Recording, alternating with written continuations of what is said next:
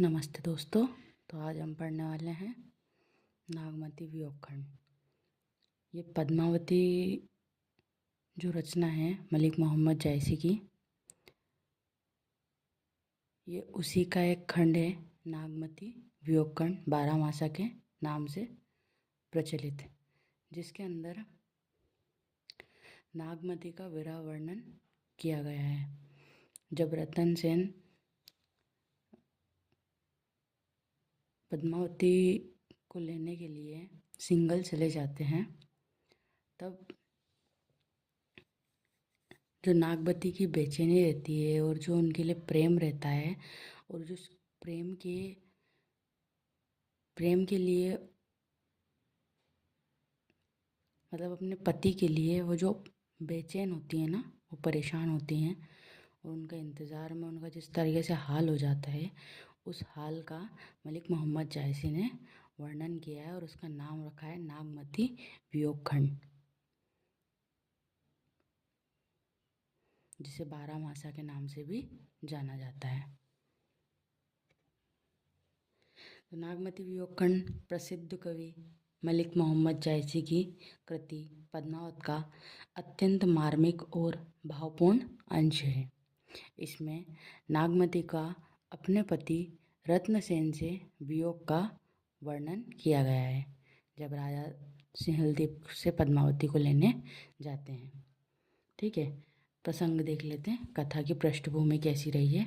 तो चित्तौड़ के राजा रत्नसेन को सिंहलदीप की राजकुमारी पद्मावती के रूप की चर्चा सुनकर उससे विवाह करने की इच्छा होती है। वे उसे प्राप्त करने के लिए चित्तौड़ छोड़कर चले जाते हैं। चित्तौड़ छोड़कर कहाँ निकल जाते हैं? पद्मावती को लेने के लिए सिंहलदीप के लिए निकल जाते हैं। उनकी पहली रानी नागमती के वियोग से तड़पती रहती है। इसी स्थिति का अत्यंत संवेदनशील चित्रण नागमती वियोग में खंड में मिलता है। अब इसकी कुछ विशेषताएं देख लेते हैं। तो इसमें क्या क्या विशेषता रही हैं? विरह की तीव्रता। नागमती के मन में पति वियोग की पीड़ा अत्यंत गहरी है। वह हर समय रत्नसेन की स्मृति में डूबी रहती है। उसके लिए संसार सूना और निरस हो जाता है। प्रकृति के माध्यम से भाव अभिव्यक्ति। तो कवि ने ऋतुओं, पक्षियों, बादलों, वर्षा आदि के माध्यम से नागमती के विरह दुख को व्यक्त किया है।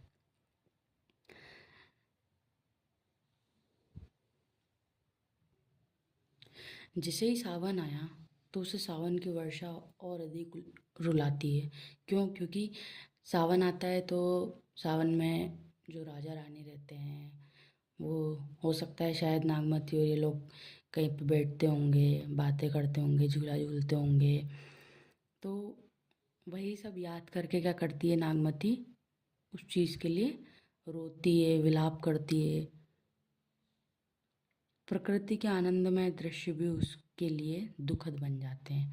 यानी कि जो प्रकृति हरी भरी हो जाती है उस समय, तो वो भी उसको कैसी लगती है? बेकार लगती है। कहने का तात्पर्य यह है कि हर मौसम उसके लिए एक समस्या बन जाता है। उसको उन हर मौसम में खुशी नहीं मिलती है।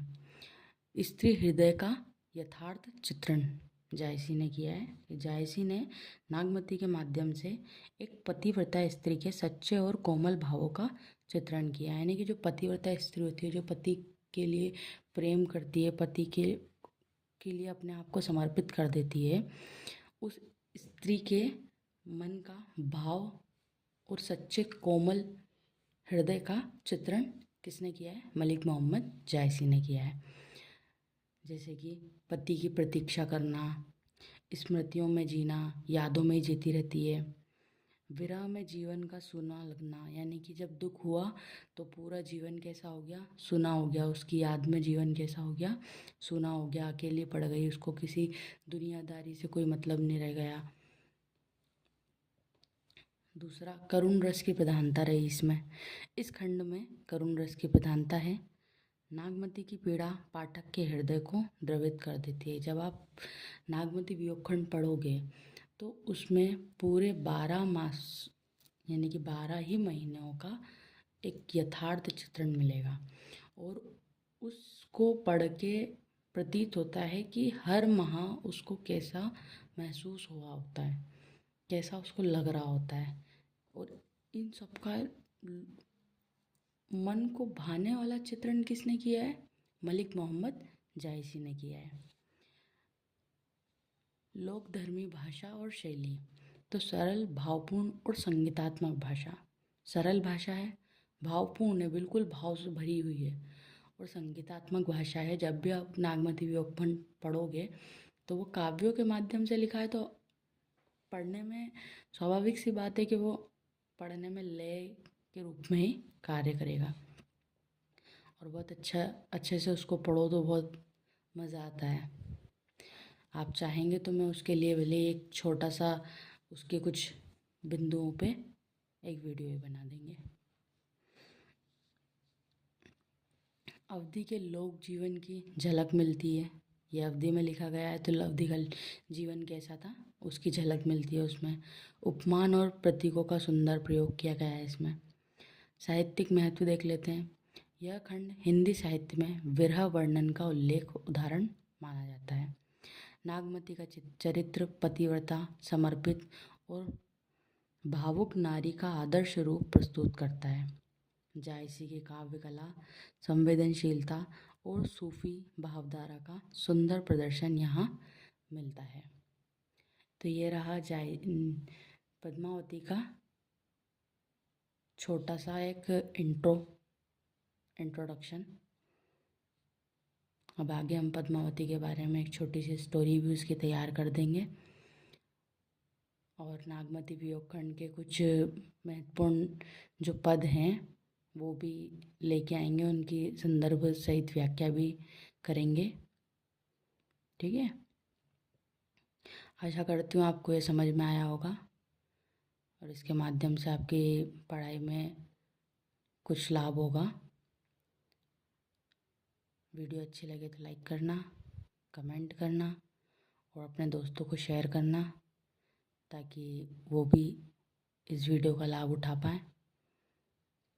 और शेयर करना मत भूलना। आपके एक शेयर से मुझे बहुत मोटिवेशन मिलता है वीडियो बनाने के लिए, और